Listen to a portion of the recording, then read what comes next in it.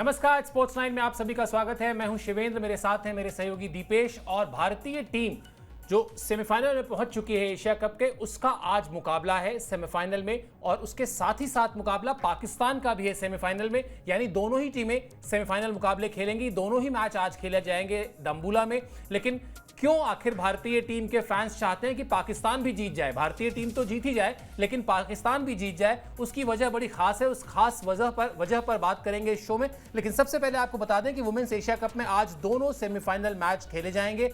पहले सेमीफाइनल में भारत की बांग्लादेश से टक्कर होगी। दोपहर 2 बजे खेला जाएगा भारत और बांग्लादेश का जो मुकाबला है वो। उसके बाद दूसरा सेमीफाइनल मुकाबला जो होगा वो मेजबान श्रीलंका का होगा और उसके सामने होगी पाकिस्तान की टीम। ये मुकाबला खेला जाएगा शाम 7 बजे। और अब दीपेश ये बता देंगे कि आखिर भारतीय फैंस क्यों चाहते हैं कि पाकिस्तान भी जीत जाए? भारत तो जीत ही जाएगी। बिल्कुल सर, मेनली तो वही बात है कि एक इंटरेस्टिंग फाइनल फिर देखने को मिल जाएगा, क्योंकि पाकिस्तान और इंडिया की टीम जब भी किसी फाइनल मैच में भिड़ती हैं तो रोमांच एक अलग लेवल का हो जाता है। एक अलग सा मजा आता है, फैंस को इंटरेस्ट थोड़ा और ज़्यादा जग जाता है। लेकिन स्टिल सर, इंडिया के लिए थोड़ा इजी रहेगा यहाँ से बांग्लादेश की टीम को बीट करना, क्योंकि जिस तरह की फॉर्म में हम चल रहे हैं, बिल्कुल अनबीटेबल हैं पूरे टूर्नामेंट में। अभी तक जो कोई भी सामने आया, ना सिर्फ हराया, पूरी तरीके से डोमिनेट करके हमारी टीम ने हराया। और बड़ी अनस्टॉपेबल सी टीम इस वक्त नजर आ रही है, जो कि बांग्लादेश के बस में तो है नहीं फिलहाल रोक पाना।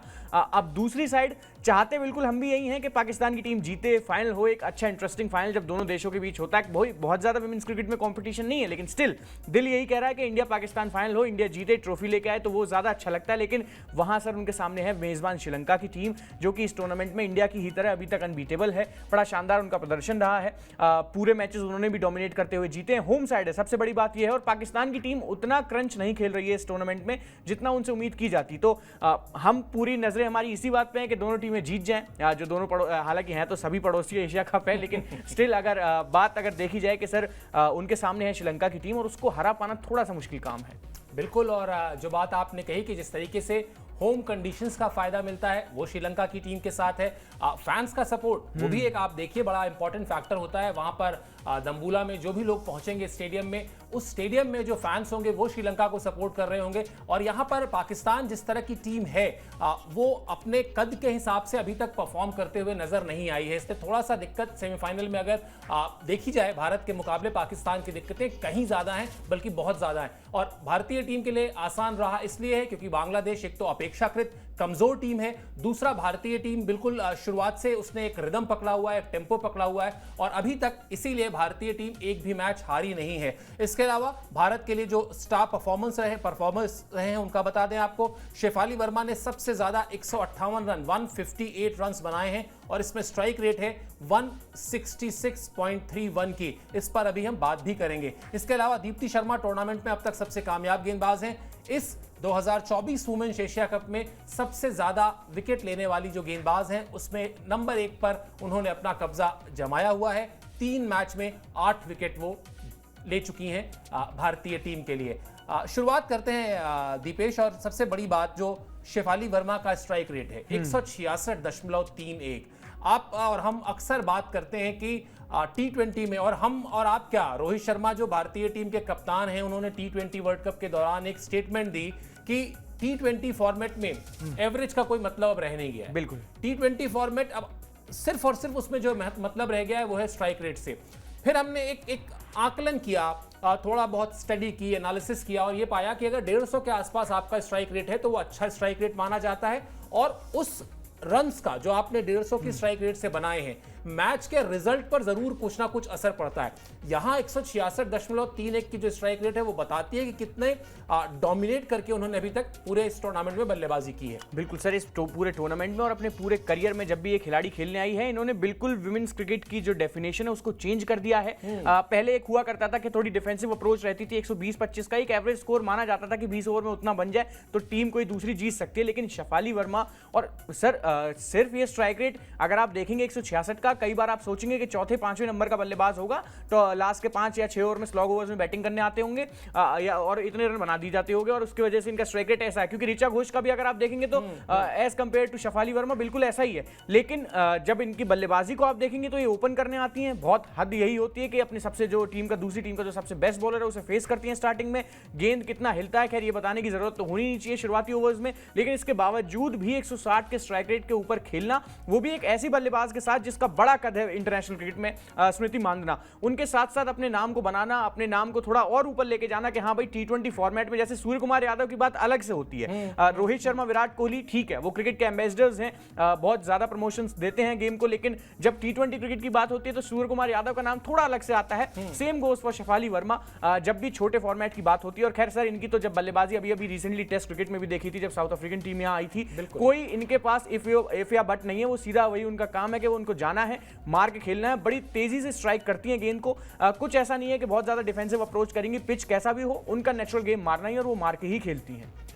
बिल्कुल। और आपको ये बता दें कि अभी कुल मिला जुलाकर उम्र 20 साल है, 5 साल से खेल रही हैं, यानी 15 साल के आसपास उन्होंने डेब्यू कर लिया था। और हमारे जो दीपेश जी हैं ना, उनकी पड़ोसी भी हैं, क्योंकि ये दोनों ही लोग हरियाणा के रहने वाले हैं। वो मेरा ख्याल है रोहतक की हैं, और दीपेश जो हैं अभी आज इस शो को करने के लिए ये घर से आ रहे हैं, तो ये 1.5 घंटे में आ गए अपनी बाइक से ही वहाँ से। तो ये भी एक इंटरेस्टिंग फैक्ट है। वैसे ऑन अ सीरियस नोट, 20 साल की उम्र में अभी जो मैं देख रहा हूँ, 20 साल 180 दिन उनकी उम्र है, यानी आप मान के चलिए 20.5 साल एक तरीके से।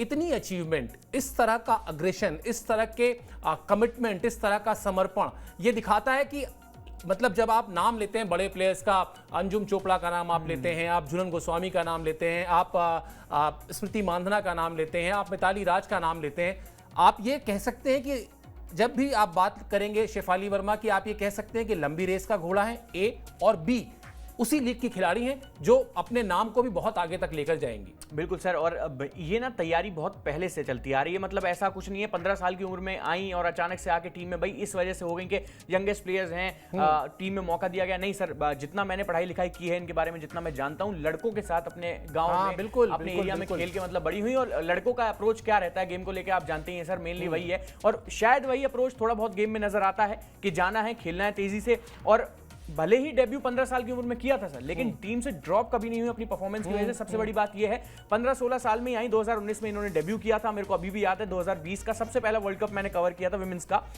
वो ऑस्ट्रेलिया से हम अनफॉर्चुनेटली फाइनल हार गए थे, लेकिन उस टूर्नामेंट में भी सबसे ज्यादा रन स्कोर करने वाले बल्लेबाजों की लिस्ट में दूसरे नंबर पे थी, मात्र 16 साल की उम्र में। तो आप ये लगा लीजिए, ऑस्ट्रेलिया में वहां जाना, ऑस्ट्रेलिया के अगेंस्ट ही खेलना, और वहां पहले मैच में इंडिया ने मेजबान ऑस्ट्रेलिया को हराया था, जिसमें प्लेयर ऑफ द मैच खुद शेफाली वर्मा थी। तो ये अपने आप में सर दिखाता है कि कितनी बड़ी प्लेयर है, कितनी लंबी तैयारी करके आए हैं। और जो वो एक अभी आपने इस्तेमाल किया एक शब्द का कि लंबी रेस का घोड़ा, सर आप इसी से एक अंदाजा लगा सकते हैं कि 16 साल की उम्र में जो खिलाड़ी ऐसे डोमिनेट करता हो, तो 20-21 तक तो कितना ज्यादा उसका माइंडसेट है वो मैच्योर हो चुका होगा। बिल्कुल। और इसीलिए मैंने देखा है पर्सनली कि जब उन्होंने जब भी कोई ऐसी मैच विनिंग पारी खेली है, पुरुषों की टीम के बड़े बड़े स्टार प्लेयर उनको जिस तरह से प्रेज करते हैं सोशल मीडिया में आके, जिस तरह से उनकी हौसला अफजाई करते हैं, और इसकी ज़रूरत भी है। देखिए, वुमेन्स क्रिकेट भारत में उसका कोई बहुत पुरानी हिस्ट्री नहीं है, और अगर पुरानी हिस्ट्री है भी तो उस तरह की नहीं है जैसे पिछले एक दशक की है, जहां पर आपको खिलाड़ियों के नाम याद होने लगे हैं, आपको विज्ञापनों में भारतीय महिला क्रिकेटर्स दिखने लगे हैं। और ये किसी भी खेल के लिए एक अच्छा साइन होता है जब बाजार उसमें इन्वॉल्व होता है,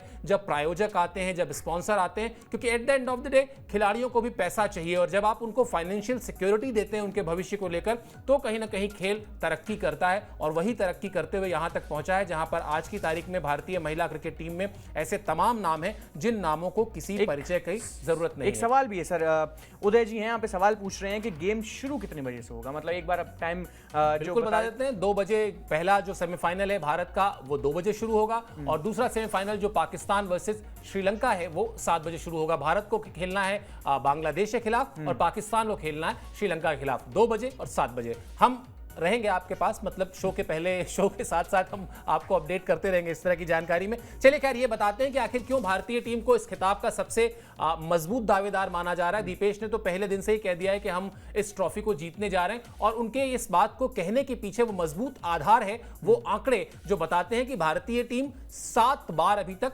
वुमेन्स एशिया कप जीत चुकी है। क्रिकेट फैंस को, जैसा अभी हम चर्चा कर भी रहे थे, फाइनल में भारत और पाकिस्तान के बीच टक्कर की उम्मीद है। पाकिस्तान को लीग मैच में भारतीय टीम ने हराया था, और उसके अलावा लीग मैच में जो जीत मिली थी वो बड़ी कन्विंसिंग जीत थी, 7 विकेट से भारतीय टीम ने हराया था। इसके अलावा एक बड़ा इंटरेस्टिंग फैक्ट ये भी है कि 2012 और 2016 में पाकिस्तान को ही हराकर भारतीय टीम ने वुमेन्स एशिया कप जीता है। तो दीपेश, अगर देखा जाए पाकिस्तान और श्रीलंका में आसान टीम अगर देखी जाए, भले देखिए मतलब इंडिया पाकिस्तान की राइवलरी के हिसाब से आप चाहेंगे कि पाकिस्तान से फाइनल में मुकाबला हो, क्योंकि उससे थोड़ा रोमांच बढ़ जाता है। लेकिन अगर आसान उसके हिसाब से देखा जाए तो पाकिस्तान को हराना अपेक्षाकृत आसान है श्रीलंका के मुकाबले। बिल्कुल सर, अभी वो मेजबान टीम है, जैसा मैंने वो शब्द का भी इस्तेमाल भी किया कि अनबीटेबल है इंडियन साइड की तरह, हारे नहीं है, और home support sir, home support होता है। और क्रिकेट इसीलिए शायद अनिश्चितताओं का खेल कहा जाता है। आप शुरू से देखने बैठेंगे तो इंडियन टीम बड़ी स्ट्रांग है, कोई अभी कंपटीशन में पूरे टूर्नामेंट में है नहीं। लेकिन जब दिन दिन की बात होती है तो भाई दिन खराब भी आते हैं। हमने तो बहुत सारे दिन खराब देखे हैं पिछले कुछ टाइम में,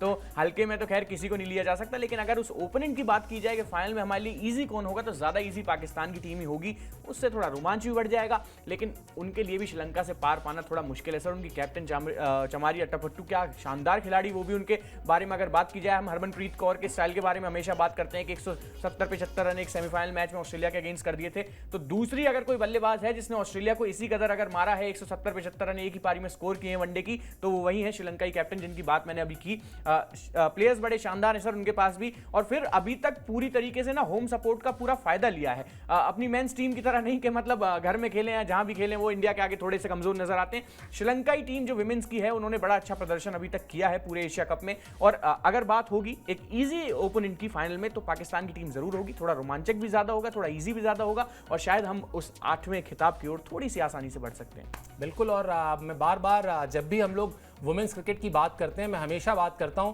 कि भाई इसके लिए बीसीसीआई को भी क्रेडिट दिया जाना चाहिए। बीसीसीआई ने जिस तरीके से वुमेन्स क्रिकेट को सपोर्ट किया है, जब आईसीसी ने इक्वलिटी की बात कही, जब कहा कि साहब अब हम बैटर शब्द इस्तेमाल करेंगे, ये एक तरीके से महिला क्रिकेट को सम्मान देने के लिए किया गया कि अब हम महिला क्रिकेट को भी उसी समान निगाहों से देखेंगे जैसा हम पुरुष क्रिकेट को देखते हैं। उसके बाद से जो चंद बोर्ड हैं जिन्होंने इस दिशा में बहुत मजबूती से कदम बढ़ाया, उसमें बीसीसीआई है, जिसने लगातार ना सिर्फ रुपए पैसे से बल्कि इंफ्रास्ट्रक्चर वाइज क्रिकेट की तरक्की के लिए वुमेन्स प्रीमियर लीग का शुरू किया जाना, और उसके बाद जिस तरीके से आईपीएल होता है उस तरह से डब्ल्यूपीएल को शुरू करके क्रिकेट का, महिला क्रिकेट का जो विस्तार किया है, निश्चित तौर पर वो विस्तार ही आज